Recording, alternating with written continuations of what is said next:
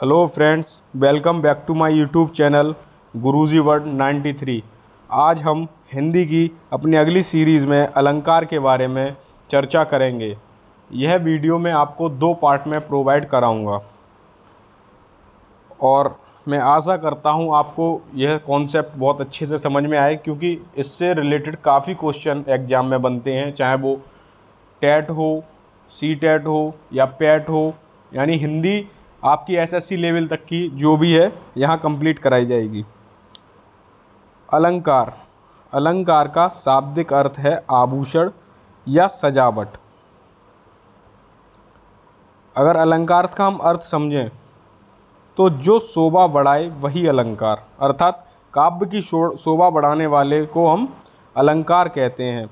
और यह मत किसका है? आचार्य दंडी का। यानी आचार्य दंडी के अनुसार यानी काव्य की जो शोभा बढ़ाए उसे हम अलंकार कहते हैं।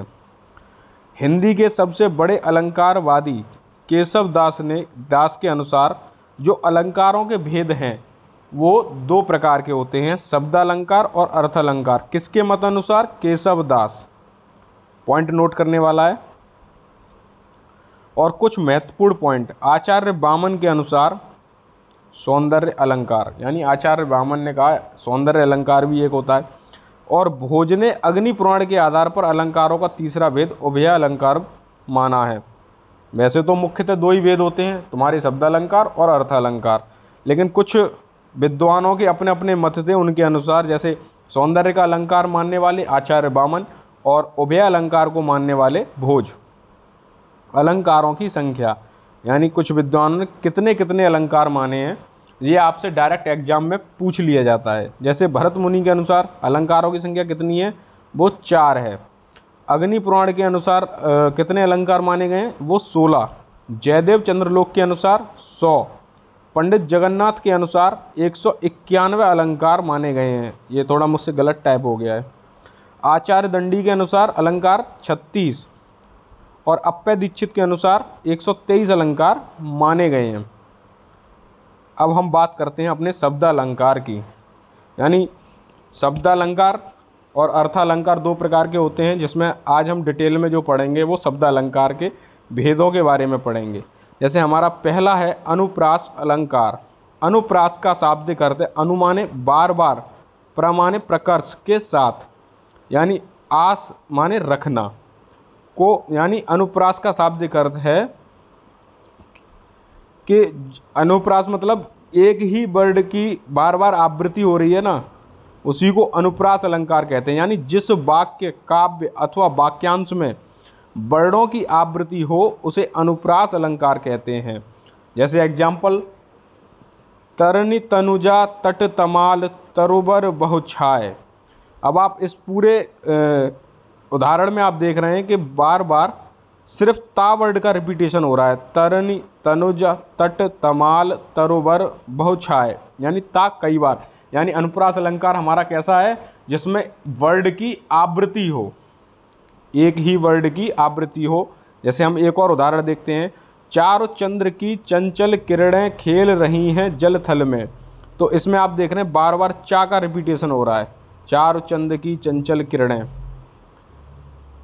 अब अनुप्रास के बाद हमारा आता है यमक अलंकार। यमक का अर्थ है 2 या जोड़ा, 2 या जोड़ा। जहाँ पर एक शब्द की आवृत्ति 2 या अधिक बार आए परंतु उनका अर्थ भिन्न हो, वहाँ यमक अलंकार होता है।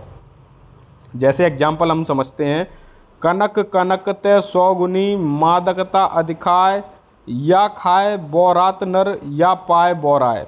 जैसे यहाँ पे कनक, कनक से क्या है? एक कनक का मतलब है धतूरा और एक कनक का मतलब है सोना।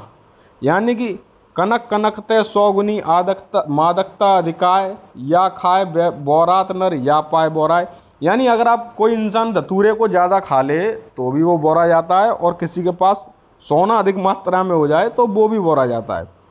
काली घटा का घमंड घटा, यहाँ पे घटा घटा है तो इनका भी अलग अलग सेंस निकलता है। नेक्स्ट है हमारा श्लेष अलंकार। श्लेष अलंकार का जो शाब्दिक अर्थ है वो है चिपका हुआ। यानी कैसा? चिपका हुआ। जिस अलंकार में एक शब्द के एक से अधिक अर्थ होते हैं उसे श्लेष अलंकार कहते हैं, अर्थात इस अलंकार में प्रयुक्त शब्द विशेष में कई अर्थ चिपके रहते हैं।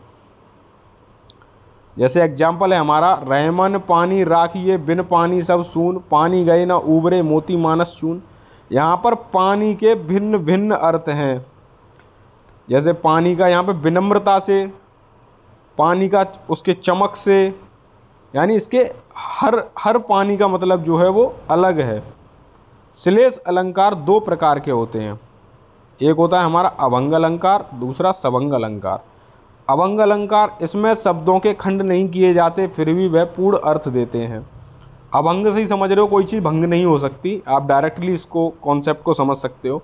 सभंग अलंकार, इस अलंकार के खंड किए जा सकते हैं, अर्थात जहाँ शब्दों का भंग होना निश्चित है, यानी खंड हो सकते हैं। नेक्स्ट है हमारा वक्रोक्ति अलंकार। वक्रोक्ति का अर्थ होता है यानी किसी का टेढ़ा कथन निकालना, है ना।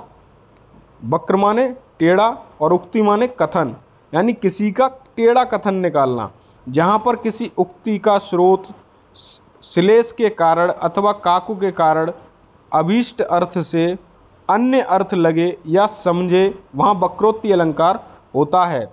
जहाँ बात किसी एक आशय से की जाए और सुनने वाला उसे भिन्न दूसरा अर्थ समझ ले, वहाँ वक्रोक्ति अलंकार होता है। जैसे को तुम हो इत आए कहाँ, घनश्याम हैं तो कितऊ बरसो, यानी किसी के दरवाजे पर कोई शख्स पहुँच गया, उन्होंने पूछा तुम कौन हो और कहाँ से आए हो, उनने कि हम घनश्याम हैं। उस शख्स ने अपना नाम बताया, तो उनसे ये कहा जा रहा है तो अगर तुम घनश्याम हो तो कहीं जाके बरसो, यानी घनश्याम का यहाँ सेंस बादल से लगा दिया गया।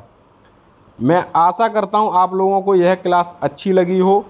हमारा अलंकार का नेक्स्ट पार्ट कल आपको मिल जाएगा, और वीडियो देखने के लिए धन्यवाद, और मेरे चैनल को सपोर्ट करें। Thank you.